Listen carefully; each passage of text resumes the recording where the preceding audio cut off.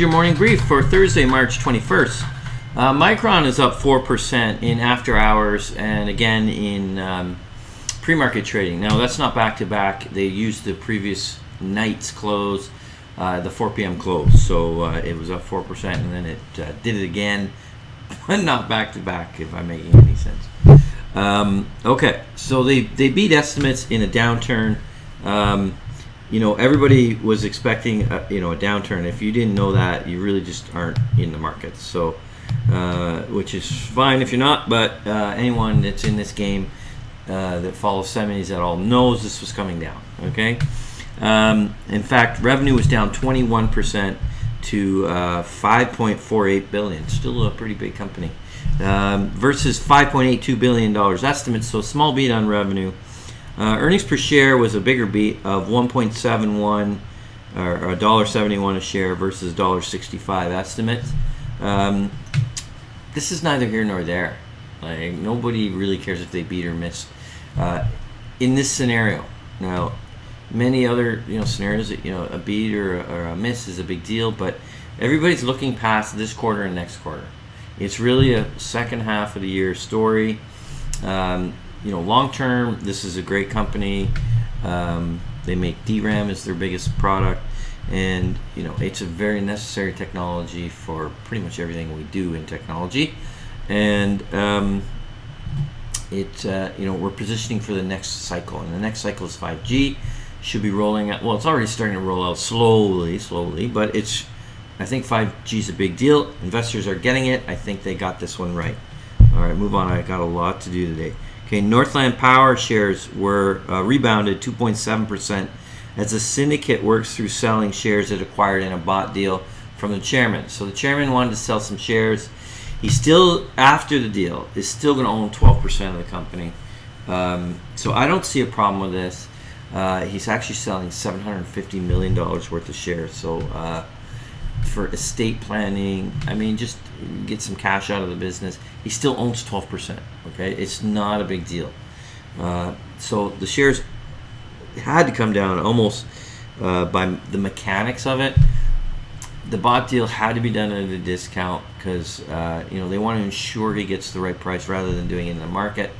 And then this bought deal now has $750 million of shares, and they got to work through the inventory and get it out in the marketplace.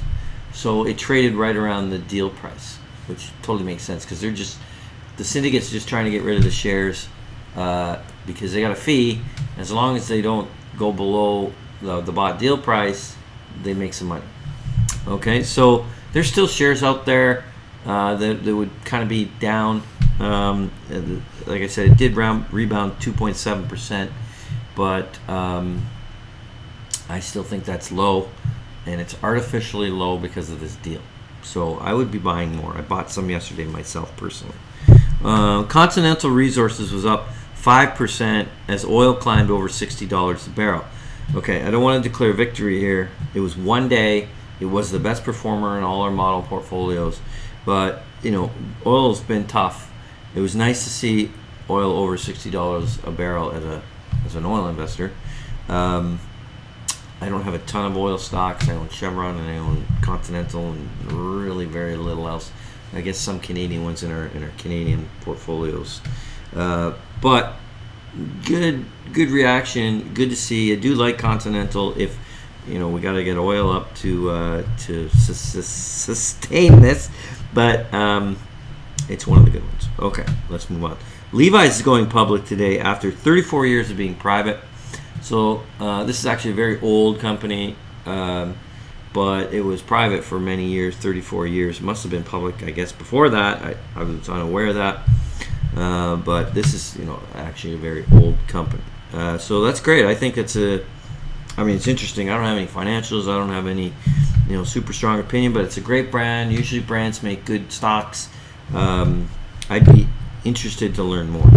Nike reports after the bell, always a beauty. It's a great company, there's no question. It's just the valuation that always gets me, and I usually stay out of this stock as it keeps climbing higher, unfortunately. But it looks so rich in our work that it's really hard for me to justify, although if it always looks rich, it's always above both my intrinsic value and the value of the stock goes up kind of at the same level, but I'm always below, so I'm always nervous about it. But it is such a good company. It's still probably worth owning, but I just can't get my head around why our valuation is always low. Fed leaves the overnight rate unchanged and signals no rate hike for the remainder of 2019. Okay, 2 days worth of meetings to tell us rates are unchanged. It's getting a little ridiculous in my opinion.